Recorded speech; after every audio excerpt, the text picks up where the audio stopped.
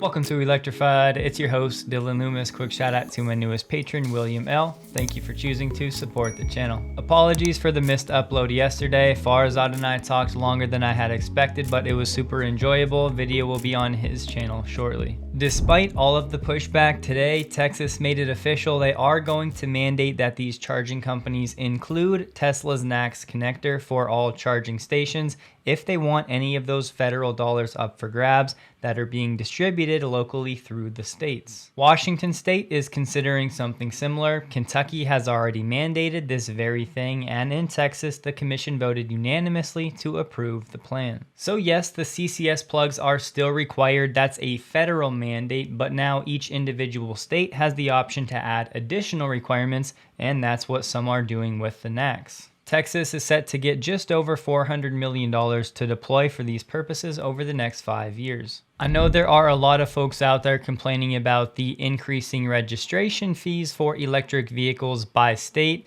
These are mostly to replace some of the gas tax that will be lost. Currently, we have about 30 states that have decided to implement these EV registration fees. Just wanted to show you a quick clip from a recent Tobias Lind video of Giga Berlin showcasing the new V4 superchargers that are under a very nice looking solar canopy. This right here is the model that I hope to see much more frequently going forward to protect people from all of the elements at these supercharging locations. It would be awesome, not to mention all of the energy and lower cost benefits in the long term. In China, Tesla has lowered the prices on the Model S and X inventory vehicles by about $8,000 or about 7%.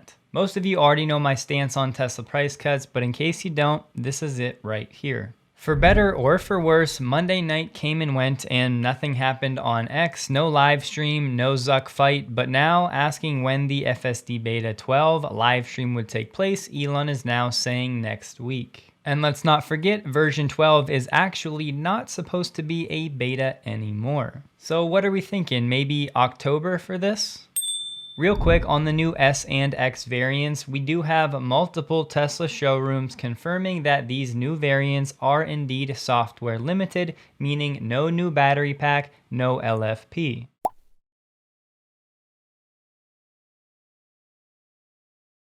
Which, yes, means these will be the same S and X vehicles just with lower margins. That does keep production simple, but I would also add, just because Tesla isn't planning to offer software upgrades for these cars now, does not mean that they won't do it at some point in the future. I'd also add, I think there's a world where Tesla tests the demand for these new vehicles at these price points, and if things were to go really well, then in the future, maybe they do create a new battery pack for these variants that's ultimately cheaper and not software limited, saving Tesla some of those battery cells. And for anyone that needs to hear it, the strategy is still lower prices across the lineup, increase the adoption, then when they solve for autonomy, turn on FSD sales on that bigger fleet, and it's all gravy. I don't even really like gravy though, so.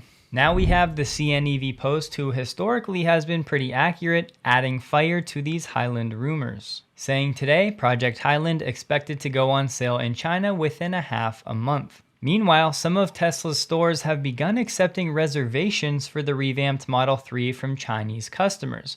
This one admittedly is odd. In China, a salesperson was saying customers who pay 1,000 RMB for a reservation now can choose a vehicle that has already been produced or wait for other models, including the Highland. 1,000 RMB is roughly $140. We already talked about the $1,000 insurance subsidy for inventory Model 3s. Now they're saying if customers choose to wait for the Highland, they can still enjoy the same 3,500 RMB referral bonus for deliveries within 60 days, which is about $500 US. What do we think about these secret reservations? I don't know. We do have Tesla Chan sharing some other sources that confirm the same things. But then we have Eliana, who has been a source reporting on this topic with some good info, saying it's inconsistent with info from other sources. The Model 3 refresh has not been filed with the MIIT, so it's not likely legally to sell within 15 days. But even if it's not in the next 2 weeks, which I was never expecting anyways, from day one, it's really been September that's been the target. And for me, that's still what I'm expecting. Over the last 24 hours, we have multiple sightings of Cybertrucks traveling across the country. Here we saw 3 traveling through Tucson, Arizona, maybe heading toward Fremont from Giga, Texas. Here's a post from Coleslaw showing us 2 Cybertrucks heading northbound on I-55 in Missouri. As you can see, both have the front bumper and frunk area covered up. Then we got a few photos from Steven when the Cybertrucks were in Lone Oak, Arkansas. Here's the tire size for those interested. Here's a good shot inside the wheel well. I'd also add there are some rumors out there there's a Cybertruck supplier somewhere in Arkansas, which is where some of these Cybertrucks could have been headed. Here's a shot of the back. And here's a shot of the interior with a slot for 2 cell phones right here, I would imagine, with wireless charging. And we have this condensed steering wheel with a flat top and bottom. And I thought this one was interesting with this massive, seemingly elevated dash section with what looks like a material that may be an Alcantara suede type of finish, as you can see the fingerprints and marks throughout. And to add to the confusion, one of the windows had this writing on it where I think it said completed crash ready. And for whatever it may be worth, the IIHS does have a crash test location in Ruckersville, Virginia. Personally, I'd be surprised if these were already done with the crash testing because it doesn't look like the front is as damaged as it would be. But per the usual, let the speculation fly below. I would love to hear your thoughts. And this morning we got this image from Joe Tetmeyer of the Cybertruck with 3 of the doors open, and it's still pretty weird to see how far back the driver is relative to the front of the vehicle and this massive dash. And last but certainly not least, zooming in on one of Joe's photos, you can see the outline of where this Giga wiper will actually cover, leaving this section up here uncleaned. I'd be very interested to see how distracting that area would be for the passenger. Speaking of being distracted, we have a cruise now stuck in wet concrete in San Francisco. Here we have breaking live footage of the cruise respondents removing the vehicle from said concrete. I really don't think the importance of this list right here can be overstated. Keep this in mind, back in 2019 in the United States, there were 2 battery factories in operation and another 2 that were announced.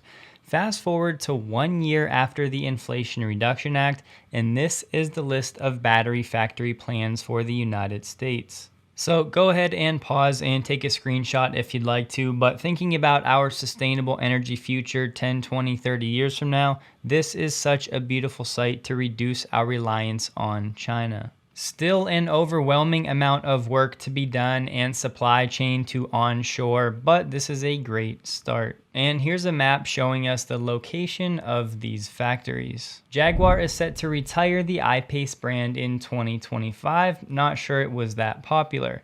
The CEO said, now we're waiting for the confidence in JEA, just the platform for their next-gen electric vehicles. Right now, people are telling me it's going to be in the first half of 2025, just under 2 years away. I'd be more confident in that response when we're 9 to 12 months away. The iPace, which never really caught on, will ultimately just be a testing of the waters for Jaguar in their EV future. One of Tesla's major suppliers, CATL, just did a presentation announcing some new fast-charging battery tech. The battery, dubbed Shenjing or Godlike Movement, is able to refuel or recharge 250 miles of range in 10 minutes. Mass production of the battery expected to be underway by the end of 2023, shipping to begin in 2024. It claims to be the world's first 4C super fast charging LFP battery. Don't forget, 1C means it's going to be charged fully in 1 hour, whatever the battery capacity actually is. Thus, a C rating or a current rating of 4C would mean charging the battery, whatever the capacity is, to full in about 15 minutes. So this Shenjing battery in the upcoming compact vehicle for Tesla would be a beautiful thing. Just keep in mind that statements like 250 miles in 10 minutes depends on so many things: the pack size, the charger capability, the onboard electronics. So claims like this are usually best case scenario marketing type claims. Despite that though, maybe before, charging a CATL LFP pack would take around 25 or 30 minutes to charge the heart of the battery. Taking that down to 10 minutes would definitely be a very nice improvement. The market is nothing if not entertaining, as we have VinFast, who just went public via a SPAC, and they hit over $80 billion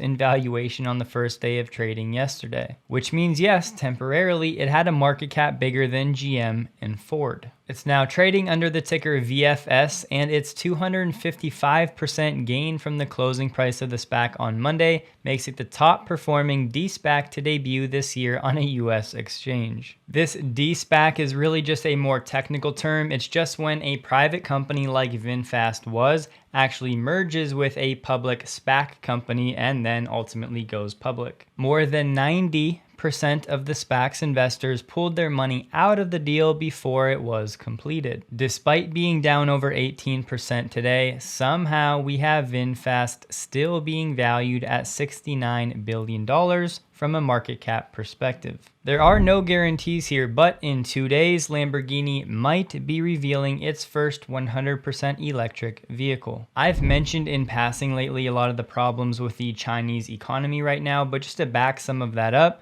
from the Nikkei Asia, foreign investment in China continued its downward slope, reaching the lowest level on record in Q2. Direct investment by foreign companies in Q2 decreased 87% year over year, the biggest drop since 1998 when the data became available. Naturally, when you have less foreign investment into a domestic market where they have their own problems, it's kind of like a stimulus that goes away, or when the tide goes away and you see who's standing without their trunks. Cathie Wood has also been vocal about the situation in China, and my point for sharing all of this is just to drive home that point that the macro is driving, and all Tesla can really do is follow behind that vehicle. GM just announced it'll invest $60 million into Mitra Chem, who's working on lithium manganese iron phosphate LFMP that could be used in Ultium batteries after 2025. This is also newsworthy because to date, we've been told that all of the Ultium battery cell factories will be making nickel, cobalt, manganese, aluminum type chemistry batteries. This would be the first we've heard about Ultium cells potentially using an LFP variety chemistry. A nearly totally stock Rivian R1S completed one of the most difficult trails in the States, the Rubicon Trail. The only mods on the vehicle were steel rock sliders, front tow hitch receivers, and a roof rack. The R1S suffered no mechanical problems and didn't change tires the whole way.